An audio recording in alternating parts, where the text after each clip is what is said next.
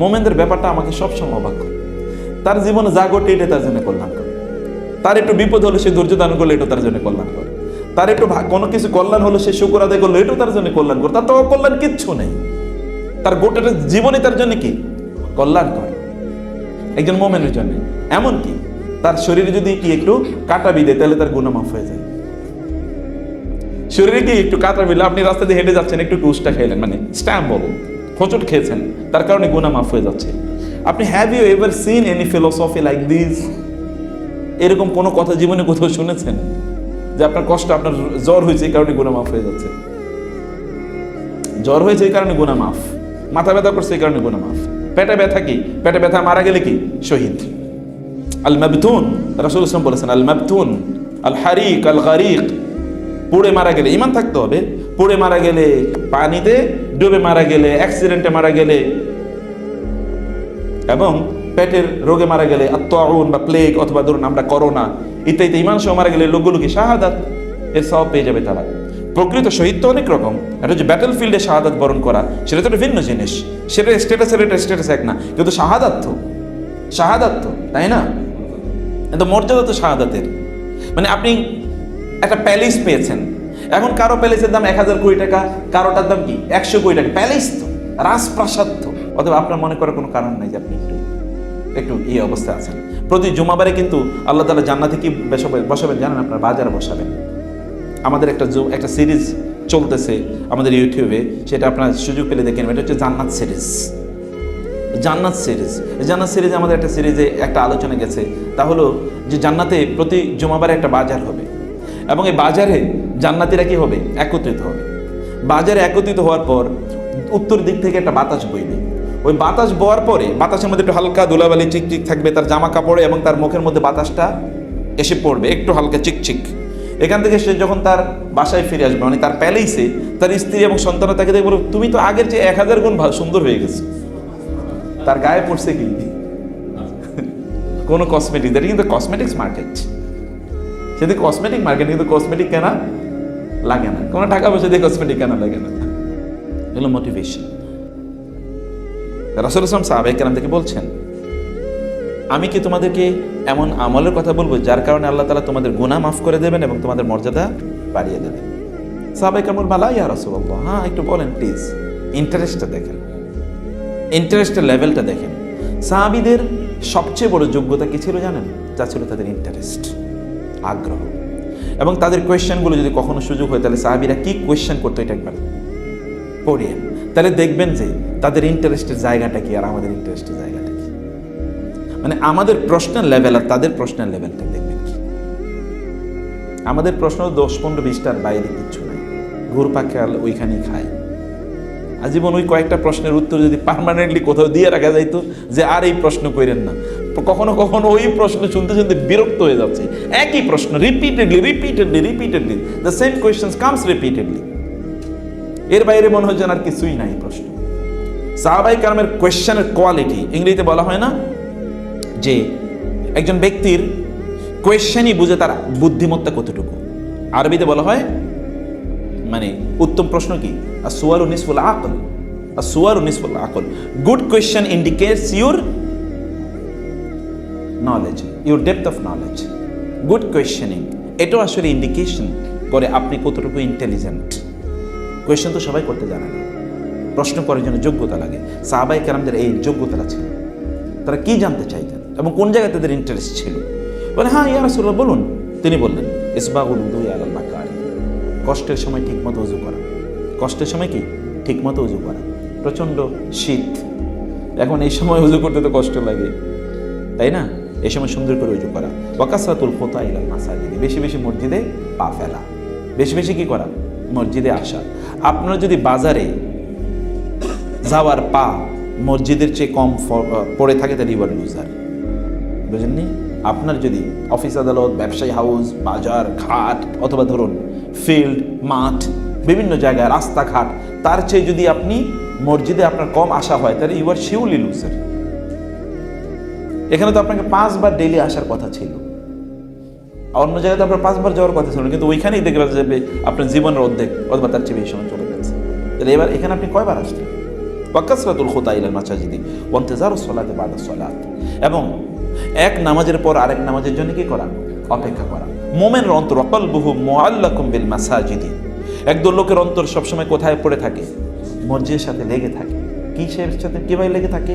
এই নামাজ শেষ হয়েছে, আরেকটা নামাজের সময় কখন আসবে, কারণ সে জানে তার রবের সামনে এসে তাকে হাজিরা দিতে হয়। রবের সামনে এসে দাঁড়াইলে তার সব কষ্ট দূর পেয়ে যায়। আপনার আল্লাহ রাসূলের ব্যাপারটা জানেন, লোকেরা এত কষ্ট দিত রাতের বেলা উনি নামাজে দাঁড়ানোর পর সকালবেলা ফ্রেশ। কিরকম ফ্রেশ জানেন? যেমন চারিদিকে খুবই ময়লা আবর্জনা ভরে গেছে, একটা অসাধারণ বৃষ্টি হলো, বৃষ্টির পরে কি হবে বলেন তো? সব ঝকঝকে তকতকে না, পরিষ্কার পরিচ্ছন্ন, কোথাও কোনো ময়লা আবর্জনা নাই। রাতের বেলা সালাদটা এইরকম একটা ফ্রেশনেস আপনার মধ্যে তৈরি করে, এমন একটা বৃষ্টি, যে বৃষ্টি সব ময়লা আবর্জনা দূর করে দেয়। আল্লাহর সামনে দাঁড়াবে যদি আপনি এরকম একটা মাইন্ড অ্যান্ড মেন্টালিটি নিয়ে দাঁড়াতে পারেন। এই জন্য এখানে মসজিদে আসা তো দরকার, আপনার নিজের স্বার্থে আপনার আসা দরকার, আপনি ভালো থাকার জন্য আপনাকে আসা দরকার। এখানে কিন্তু এখান থেকে কল্যাণ বিতরণ হয়, হাইয়া আলাস সালাহ হাইয়া আলাল ফালাহ, এখান থেকে কল্যাণ বিতরণ হয়। এই জন্য ইয়াং জেনারেশন যারা আছেন তারা কল্যাণের জন্য, সফলতার জন্য বিভিন্ন জায়গায় দৌড়ে বেড়ান। মসজিদ থেকে প্রতিদিন 5 বার সফলতার আহ্বান করে, এই সফলতা ডিস্ট্রিবিউশন করা হচ্ছে, কে কে নেবে আসো। সফলতা ডিস্ট্রিবিউশন করা হচ্ছে কোথায়? মসজিদের মিনার থেকে ডিক্লারেশন দিচ্ছে মসজিদে সফলতা, success is distributed in the masjid. If you want to partake your share, তাহলে you will have to come to the masjid. আপনি যদি আপনার অংশটা নিতে চান তাহলে মসজিদে আসতে হবে, এর বাইরে তো নাই সফলতা। সফলতা মানে কি আসলে? আমি এই কথা বারবার বলি, সফলতা মানে কি? ম্যাটেরিয়াল পজিশন মানে অনেক কিছুর মালিক হওয়া। কতটুকু মালিক হলে আপনি সফল বলবেন? কতটুকু মালিক হলে আপনি সফল মনে করবেন? আপনি কি মনে হয় যে বিল গেটস এখন খুবই শান্তি, আমি যথেষ্ট অর্জন করছি? ও তো মনে করছে পুরো পৃথিবীটার মালিক যদি হইতো, তাহলে এই কারণে তার ঘুমও হয় না রাতের বেলা, কারণ পুরো পৃথিবীটার মালিক এখন হইতে পারতেছে না। বাংলাদেশের সবচেয়ে বড় ধনী যে, সে কি খুবই শান্তির মধ্যে আছে? সে তো মনে করছে পুরো বাংলাদেশ তার পুরো যদি গিলা খেলে ফেলতে পারতো, বাংলাদেশ খাওয়ার পরে তার মনে হবে আমি যদি পাশের আরেকটা দেশ গিলে খেয়ে ফেলতে পারতাম। তারপরে পুরো পৃথিবী খাওয়ার পরেও তার কি? যদি তাই হতো তাহলে ফেরাউন তার সিংহাসনে বসে ঘামায় কেন? কেউ একজন বলছিল এমন একটা সন্তান, এমন একটা শিশুর জন্ম নেবে যে শিশুরা কি হবে? আপনার সিংহাসন তছনছ করে দেবে। আচ্ছা, একটা শিশু জন্ম নেবে, তার মতো তো পাওয়ার, চারিদিকে তার এত কি সৈন্যবাহিনী, তাকে চ্যালেঞ্জ করার মতো কোনো লোক নাই। সব বনি ইসরায়েল তার চাকর, সার্ভেন্ট, স্লেভ মানে কি? স্লেভ মানে রিয়েলি স্লেভ, দাস। সেই বেটার এই ভয়, সে কাঁপতেছে এখানে এবং ডিক্লেয়ার করলো যত শিশু জন্ম নেয় সব ছেলে শিশুকে কি করতে হবে? হত্যা করে। এবং সে করেছে না? সব হত্যা করছে। আসলে তার ভয় কি? কিসের ভয়? কে আয়েশা তাকে তছনছ করে ফেলবে? দেখতে পেয়েছেন? অথচ এই পৃথিবীর সবচেয়ে ভয়াবহ শাসকদের মধ্যে সে একজন। এই পৃথিবী আর কেউ দাবি করে না আনা রব্বুকুমুল আ'লা, আর কেউ দাবি করে না আমি তোমাদের রব, এই কথা আর কেউ বলে না, সে বলেছে। তোমার আমি ছাড়া আবার তোমাদের ইলাহ কে আছে? আমি তো তোমাদের ইলাহ, তাই না? সে তো দাবি করেছে। সেই বেটার অবস্থাটা হচ্ছে এরকম, চিন্তা করে দেখেন। কারণ তার কোনো কি নাই, স্যাটিসফ্যাকশন নাই, তার কোনো কন্টেন্টমেন্ট নাই। তাহলে আপনি কন্টেন্টমেন্ট পাবেন এখানে আসে, যেটা আপনার প্রয়োজন, সুখী হওয়ার জন্য যা প্রয়োজন, সুখ পাওয়ার জন্য যা প্রয়োজন, বা সফলতার জন্য যা প্রয়োজন, তা আপনি এখানে পাবেন। এই জন্য এখানে আসতে বলা হয়েছে। এবং রাসূল সাল্লাল্লাহু আলাইহি ওয়াসাল্লাম বলেন ফাযালিকুম রিবাত। রেবাত মানে কি জানেন? আমাদের সীমান্ত প্রহরা দেয় যারা, তাদেরকে কি বলে? সীমান্ত প্রহরী। সীমান্ত প্রহরীরা করে কি আসলে? যেন ইন্ট্রুডার মানে কি? ওই যে বহিরাগত কেউ যেন ঢুকে না যেতে পারে, এই তো, এটাই তো তাদের কাজ, এই চেক ঠিক দেয়া। আপনারও এই সালাত এর জন্য অপেক্ষা করাটা, এটা কি করে দেয়? এটা এরকম সিকিউরিটি দেয়াল চারিদিকে তৈরি করে দেয়, শয়তানরা আপনাকে আঘাত করতে পারে না, শয়তানরা তখন ঢুকতে পারে না। মানে ইন্ট্রুডার আল্লাযী ইউওয়াসবিসু ফি সুদুরিন নাস, ওই এটার মধ্যে সে ঢুকে যেতে পারবে না। এই ওয়াল তৈরি হয়ে যায় চারিদিকে, ওয়াসওয়াসা দিতে পারে না, ওয়াসওয়াসার যেন না দিতে পারে, এই জন্য একটা সিকিউরিটি ওয়াল তৈরি হয়ে যায় যখন আপনি সালাতের অপেক্ষায় থাকেন, অন্তরটা যখন নামাজের জন্য পড়ে থাকে। আব্দুল ইবনে বুসর রাদিয়াল্লাহু তাআলা বলছেন, আন্না রাজুলান ক্বালা ইয়া রাসূলুল্লাহ ইন্না শারা'iআল ইসলামি ক্বাদ কাসুরাত আলাইয়া ফাআখবিরনি বিশাইইন আতাশাব্বাসু বিহি। ক্বালা লা ইয়াযালু লিসানুকা রাতাবান মিন যিকরিল্লাহ। রাসূলুল্লাহ সাল্লাল্লাহু আলাইহি ওয়াসাল্লাম তিনি তার স্ত্রীর সাথে গল্প করতেন, আমি যেটা বলছিলাম। আয়েশা রাদিয়াল্লাহু তাআলা তিনি বলছেন, যখনই নামাজের সময় হয়ে যেত তখন তিনি এমনভাবে ছুটে যেতেন যে তিনি যেন আমাদেরকে চেনেনই না, তিনি যেন আমাদেরকে চেনেনই না, এমনভাবে তিনি নামাজের জন্য ছুটে যেতেন। রাসূল সাল্লাল্লাহু এভাবে তিনি দৌড়ে যেতেন নামাজ পড়ার জন্য। আব্দুল্লাহ ইবনে বুসর তিনি বলছেন, রাসূলুল্লাহ সাল্লাল্লাহু আলাইহি ওয়াসাল্লাম বললেন, রাসূল ইসলামের কাছে একজন লোক এসে বললেন, ইসলামের এত বিধান, আমি সাধারণ মানুষ, সিম্পল মানুষ, আমরা আমাদের মতোই, এটা আসলে এত বিধান তো আমি মুখস্থ রাখতে পারবো না, বুঝতেও পারবো না, আমি খুবই মূর্খ সুর্খ মানুষ, আমারে আপনি একটা কাম বলেন, এই কাজটাই আমি করবো, এর চেয়ে বেশি কিছু করতে পারবো না। এটা সহজ সিম্পল একটা কিছু বলেন, আমার দরকার কি? মুক্তি পাওয়া দরকার। আমি জান্নাতে যেতে চাই, কিন্তু এত কাজ তো আমি করতে পারবো না, আমি সাধারণ মানুষ, আমি এত কিছু মনেও রাখতে পারি না, এত কিছু বুঝিও না আমি। রাসূল সাল্লাল্লাহু আলাইহি ওয়াসাল্লাম বললেন, আচ্ছা ঠিক আছে যাও, কারণ তার কাছে সব সলিউশন আছে। ওয়ালা ইয়াযালু লিসানুকা রাতাবান মিন যিকরিল্লাহ, যাও তোমার জিহ্বাটা যেন সবসময় আল্লাহর জিকিরে সিক্ত থাকে। সবসময় কি থাকবে? আল্লাহর জিকিরে সিক্ত থাকবে। সিক্ত থাকা মানে কি? আপনার জিহ্বা যদি থুতু না থাকে তাহলে কি আপনি বেঁচে থাকতে পারবেন? দেখবেন তো একবার। আচ্ছা এইটা কি আল্লাহ সুবহানাহু ওয়া তাআলা কি মহিমা, এই জিহ্বার মধ্যে থুতু, এই যে লালা, লালা না থাকলে আপনি কথাই তো বলতে পারবেন না। কথা বলে দেখেন, আমি মাঝে মাঝে কি হতো, অনেক সময় লেকচার অনেক হতো, ধরেন এটা রমাদানের দিন এরকম হতো, অথবা 3-4 ঘন্টা আলোচনা করছি, এখন পরবর্তী আলোচনা করতে গিয়ে আর মুখ দিয়ে কি কথা বের হচ্ছে না, জিহ্বা আটকে যাচ্ছে, কারণ জিহ্বার মধ্যে কি নাই, আর লালা নাই, থুতু নাই। It happen for me many Times over. তখন আমি বলতাম, সুবহানাল্লাহ, আল্লাহ শুধু এই থুতুটা দিয়ে তুমি আমাদেরকে কি নেয়ামত দিয়েছো, শুধু থুতুর নেয়ামতটাই আদায় করতে পারবো না। থুতু না থাকলে আপনার জিহ্বা আটকে যায়। তাহলে এই লালাটা কি প্রয়োজন, এবং এটা কোত্থেকে আসে, কোথায় যায়? সুবহানাল্লাহ বিহামদি। তিনি বললেন, তোমার লালার মতো জিহ্বা যেমনিভাবে ভিজিয়ে রাখো লালা দিয়ে, তেমনিভাবে আল্লাহর জিকির দিয়ে তোমার জিহ্বাটাকে ভিজিয়ে রেখো। এই যে আপনাদেরকে বলি, আপনার গাড়িতে বসে আছেন না, তখন সুবহানাল্লাহ, আলহামদুলিল্লাহ, আল্লাহু আকবার এটা পড়তে পারেন। আপনি রাস্তা দিয়ে হাঁটছেন, আনমনা হাইটের আর কি, আপনি সুবহানাল্লাহ, আলহামদুলিল্লাহ, আল্লাহু আকবার বলেন না। আপনি খুব কনসিয়াস থাকেন, আনকনসিয়াস থাকার মধ্যে তো কোনো কল্যাণ নাই, তাই না? এটা কনসিয়াস থাকেন, আপনি হাঁটছেন, আপনি জানেন যে আপনি কি করছেন। আপনি যখন বসে আছেন, ডাক্তার এর অ্যাপয়েন্টমেন্ট এর জন্য আপনি বসে আছেন, মোবাইল টিপানো দরকার কি? ওইখানে টেলিভিশন চলে, সেদিকে তাকানো দরকার কি আপনার?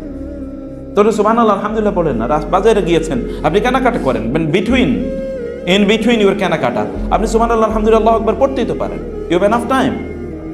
জান্নাতে যাওয়া তো সবচেয়ে সহজ, কঠিন কাজ না। জাহান্নামে যাওয়া খুবই কঠিন, কিন্তু জান্নাতে যাওয়া খুবই সহজ।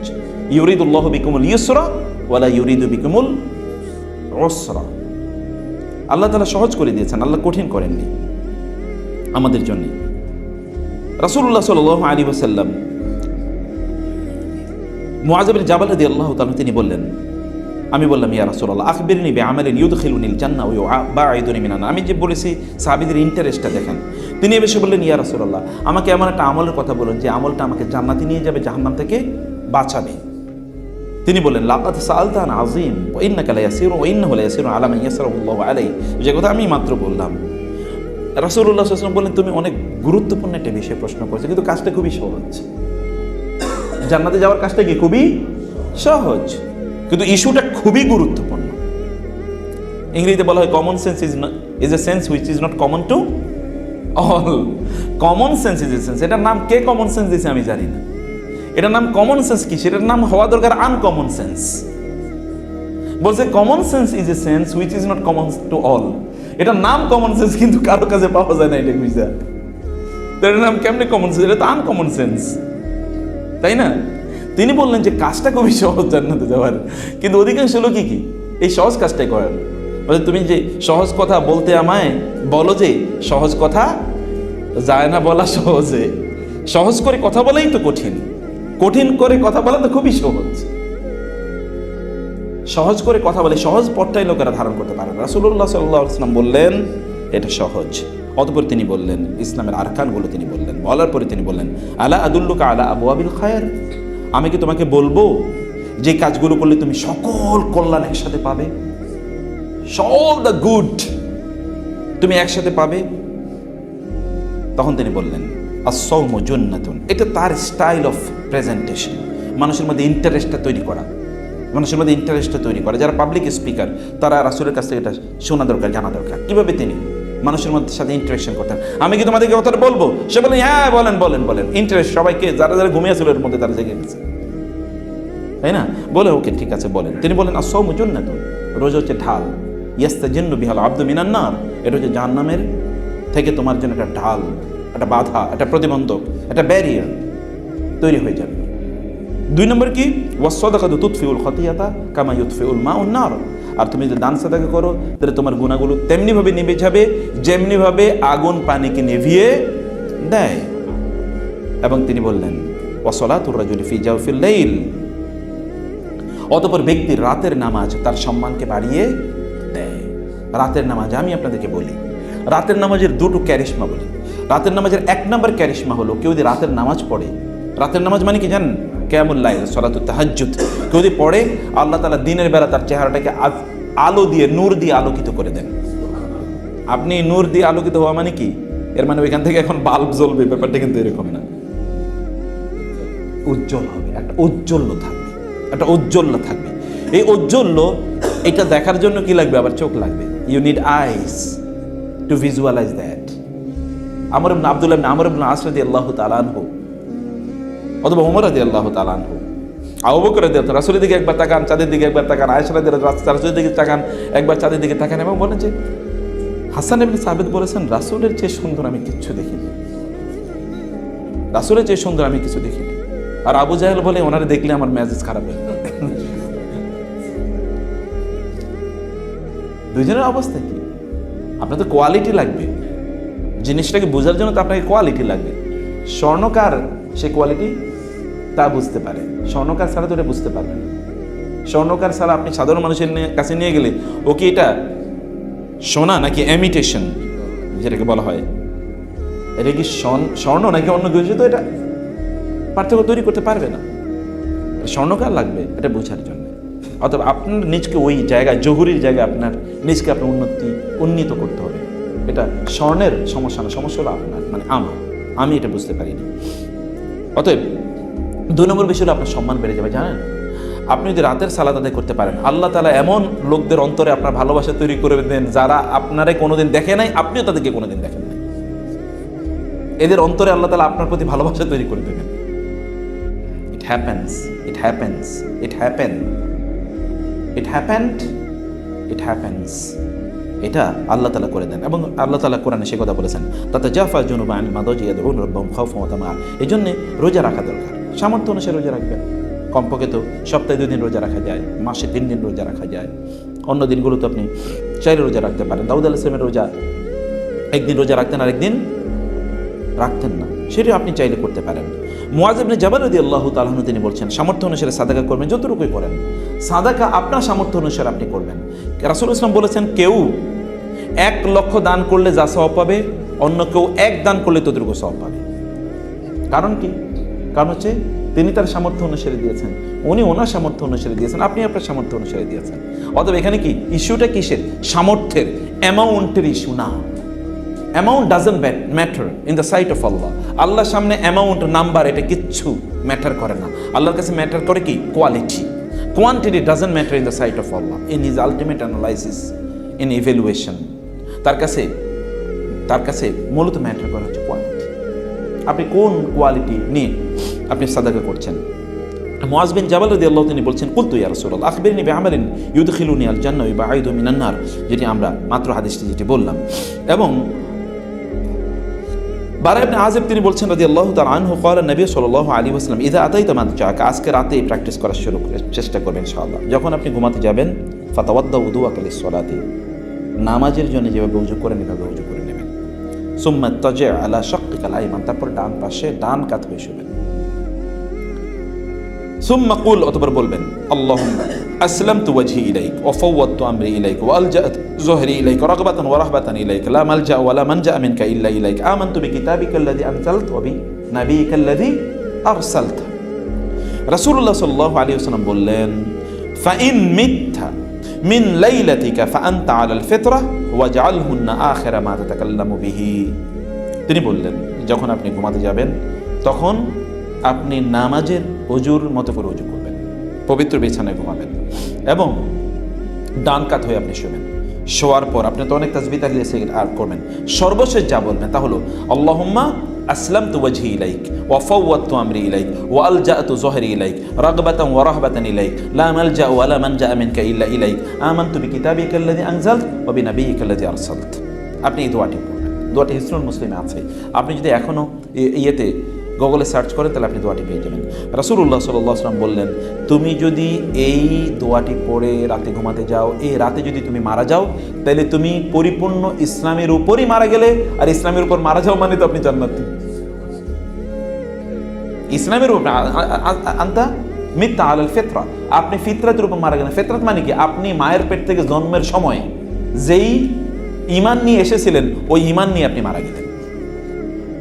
অতএব এটা it needs your commitment, it needs your commitment. ঘুমানোর আগে আজকে থেকে এটা করেন। মোবাইলটাকে কি করে রাখবেন? সাইলেন্ট করে দূরে রেখে দেন, অথবা switch it off. Switch off করতে আমি আপনাদেরকে এখন এনকারেজ করব না, কারণ অনেক ইস্যু থাকতে পারে, কারণ অনেক ধরনের হতে পারে কোনো একটা দুর্ঘটনা ঘটেছে, আপনাকে না ফেলে আপনার একটু জানানোর দরকার আছে। যেহেতু লাইফটা আমাদের এই পর্যায়ে এখন চলে এসছে, আপনি এটা অফ করার দরকার নাই, কিন্তু এটাকে আপনি keep it in the silent mode, দূরে রেখে দেন। ওকে, তারপরে কি করেন? আপনি তাসবিহগুলো, এই তাসবিহটা পড়েন, অন্য তাসবিহগুলো পড়ার পর মেক ইট ইউর লাস্ট তাসবিহ। রাসূল বলেন ওয়াজআলহুন্না আখিরা মা তাতাকাল্লামু বিহি, এটি তোমার সর্বশেষ শব্দ, তুমি মানে ঘুমানোর আগে সর্বশেষ যে কথাটি বলেছো এটা যেন তা হয়, তাইলে তুমি এই সওয়াবটি অর্জন করতে পারবে। এটি করেন। এবং অন্য একটি বর্ণনা আছে, আপনি ঘুমানোর আগে কি করবেন? 2 রাকাত সালাত আদায় করে আপনি ঘুমাতে যান। আরেকটি বর্ণনা আছে, সেটি হয়তো বা সামনে আমরা পেয়েও যেতে পারি।